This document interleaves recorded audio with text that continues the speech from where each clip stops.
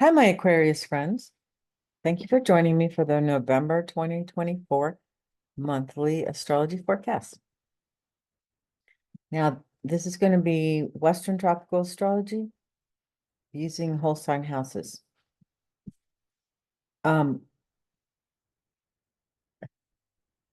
This month is going to start out quite intensely. Oh, also, I forgot to mention that Aquarius, this is really for Aquarius rising sign.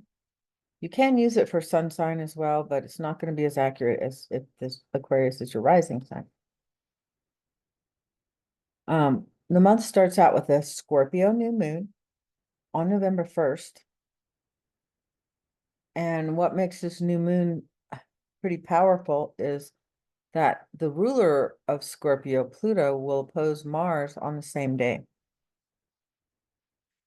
This is a pretty profound Pluto-Mars opposition because since Mars will start retrograding in December, it will stay in opposition with Pluto until after April. Because it's going to become exact with that Mars opposite Pluto 3 times over the next several months until April. So we will really feel this one much more than normal. And the first time that we have the Mars Pluto opposition on the 1st, it will be Pluto will be in Capricorn and Mars will be in Cancer. Then after that, the other 2 times that we have that opposition, Pluto will be in Aquarius and Mars will be in Leo.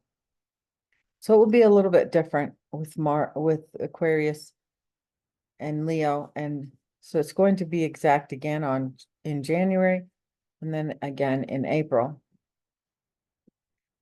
So like I said, we really won't be fully out of this energy, although it may lessen quite a bit at times, but we won't fully be out of this energy until after April. And it is pretty negative energy typically. It can also, Mars can really make us motivated to something, but it's more likely to bring a lot of frustration, anger, or power struggles. And this for you is going to be happening, the first opposition will be happening in your 12th house. So that's going to be dealing with like mental health, things you can't control, spirituality. So it could be pretty intense, especially for you, at least this one, and maybe the Aquarius one. It might be more profound, but it might affect you more personally when it's in Aquarius.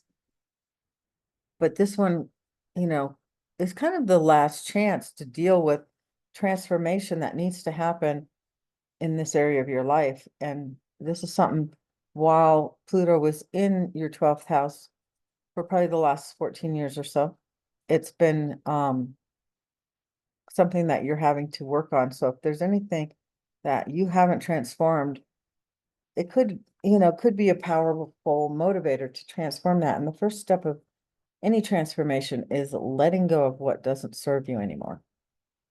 So especially in this part of your life, spirituality and, maybe even addictions and things like that, it's good to really look at what needs to be let go of so that that transformation can come in. And it can make your life a lot better. It might not feel good while you're dealing with this now, but it can really transform your life eventually. So it's a very important thing. And then Jupiter will sextile Chiron November 1st also. And that can help you heal wounds around your neighborhood, siblings, transportation, cars. And then Mercury will go into Sagittarius on November 2nd. And so there's probably going to be a lot more communication around friends, social groups, and technology. And then Venus will trine Chiron on November 5th. And this can help you to heal wounds around siblings or neighbors, and Venus will oppose Jupiter in Gemini the same day. And that, you know, it makes it a great day to really enjoy some time with your friends or with your children or love relationships. It's a good time for leisure as well, or for creativity. And you might just feel really hopeful and just really enjoy that day, November 5th. Then Venus will square Neptune on November 9th, and that can bring a little, fogginess or lack of clarity around friends. Somebody might be hiding something from you as well in your friend group or in your networks. And then Venus will go into Capricorn on November 11th. And that can bring a focus on spirituality and, even empathizing with other people and helping other people that really need your help.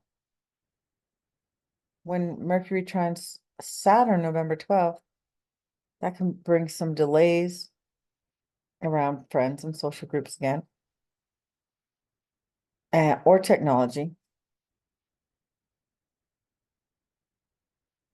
And on the 14th, Venus will square the North Node in Aries, and Mars will trine the North Node also, bringing, more motivation to be the person that you are, not, buy into the programming that you had as a child growing up or whatever, and that you're from your parents or from relatives, friends, and really just do what you want to do with your life and be the person that you want to be. It can really help you with that. And then the Taurus full moon on November 15th. Taurus is typically a very nice full moon, stabilizing, grounding. But because it is conjunct Uranus, it's not going to be that way this time, most likely. There might be sudden changes around your home, family, or real estate. So be aware of that. And then the sun will trine Neptune on November 18th. And that's going to shine a light on your finances. And things that have been hidden around your finances, you might see now. So it's a good thing, but be aware that it can have an effect on your finances. Hopefully a good one, though. Then on the 18th, also, Mercury will trine Chiron. And that can help you heal wounds around your siblings, your neighbors, or your cars or transportation. And especially using communication and maybe thinking a little differently. Then on November 19th, Pluto will go back into Aquarius. And this is a pretty big transition because Pluto has been going back and forth between Capricorn and Aquarius for quite some time, almost 2 years now. So you basically have gotten a taste already of Pluto in Aquarius, and hopefully it was better than Pluto in Capricorn. But for you, just the fact that that's your first house, just having Pluto in your 12th house has probably not been the easiest thing. Which should be about transforming your psyche, transforming your spirituality. And now going into Aquarius, it's going to be about you. It's going to be about, transforming your self-image, physical body, how you see yourself, how other people see you. So, and that's going to be going on for 20 years now. And we will not see Pluto in Capricorn again in our lifetime. And on November 19th as well, we're going to have Sun trining Mars. And that can bring a focus on, what needs to be done around your health, work, and your pets, or your daily routines. On November 21st, the sun will sextile Pluto, and that can bring hidden things to light. And on the same day, Venus will sextile Saturn. That can help you stabilize relationships with friends or groups of like-minded people, networks. And then Mercury will go retrograde in Sagittarius on November 25th. It's going to be in pre-shadow on the 9th, which means when it's finished retrograde on December 15th, where it goes direct again, it will reach the point where it was on November 9th. So basically, even though Mercury does not actually go backwards, it looks like it's going backwards from planet Earth. And when that's happening, it looks like it's going backwards. So the point to which it backs up to from December 15th to November 9th, that area is going to be gone over like three times by Mercury. And so you might just have to redo things that you've worked on in that area of your life, which is friends, networks, and social groups, the 11th house. And so you may have to, rethink what you've done with friends and maybe redo things a little bit. That's all I have for the month of November. Hope you enjoyed the reading. And if you did enjoy it, please like and subscribe. And visit my website at logicalastrology.com. You could get a personal reading with me there, which is going to be much more precise for you. Because, sometimes some of these aspects are not going to really, you're not going to feel them because they're not really aspecting anything in your natal chart.